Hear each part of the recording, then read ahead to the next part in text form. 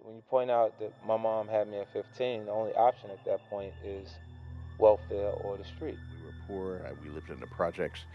We didn't even own a car. I had a prostitution ring on my street corner. There were drug addicts in my alleyway. Working class kid, growing up on the south side of Chicago, growing up with doubts and fears, just like all of you. I was raised in a very domestic violence home, and my mom is a very high yellow woman, so bruises show up on her very quickly. When I was 14 years old, I became pregnant. I was probably as poor as you can go without being homeless in the UK. I had no prospects, I had no agent, I had no money. I didn't come from that environment that just sets me up for success.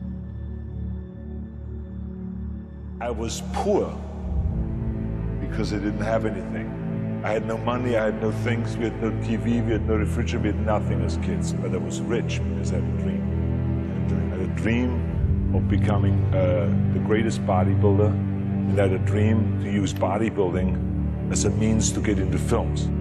But I had no idea that it would go as far as it did. If I took you to where I grew up, the odds on me getting from there to here is not something you would have bet on. Don't allow anybody, friends, family, even your parents, to tell you you're aiming too high.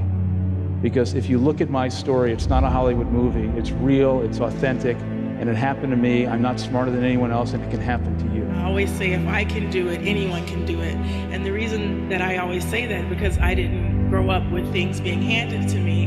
I had to work hard, I had to dedicate myself, and I had to be determined, and I was. When you see transition really start to happen, when you really want to transition into something, master it. There's no limits. Don't let the world ever put limits on you. You can do anything you want to do. But make sure if you have a vision, make sure the vision is written. People often want to call me the exception, like, oh my God, you're the exception.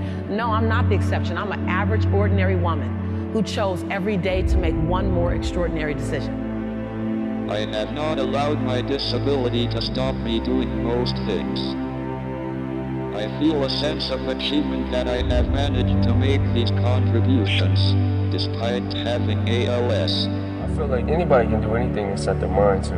It depends on how bad you want it, and I wanted to do it. At this stage of my life, I don't feel like there's too much that I can't do. I don't mean to sound cocky enough, but if I really, really want to do it, I don't give up that easy. You have a good chance at making some of your wildest dreams come true.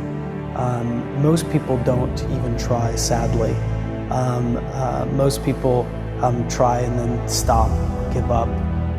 Very few people try and try and try, or do and do and do and do and never give up. You have to realize that there's always work to do, and you want to be the hardest working person in whatever you do, and you put yourself in position to be successful. And you have to have a passion about what you do. And basketball was mine, and that's what's carried me to this point.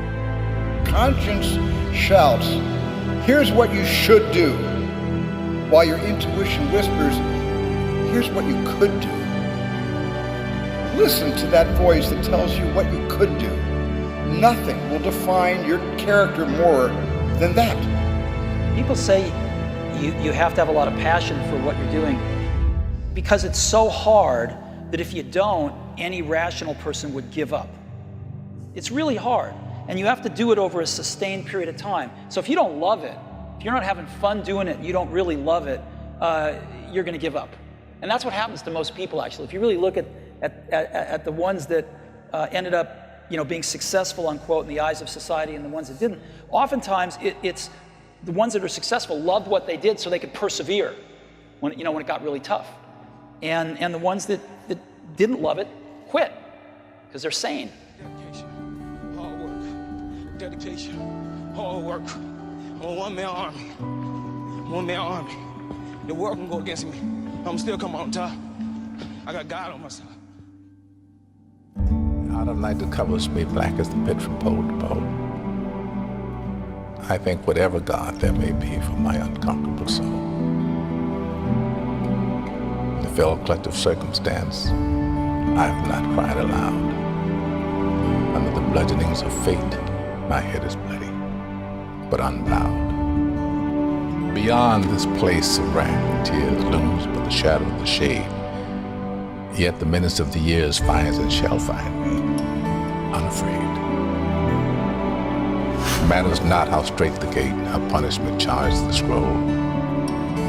I am the master of my fate. I am the captain of my soul. History is replete with the stories of strong-minded, resolutely willed individuals who, steadfastly holding to their inner convictions, have been able to inspire their fellow man, and in the face of tremendous and determined opposition have literally created out of nothing great businesses, huge empires, and new worlds.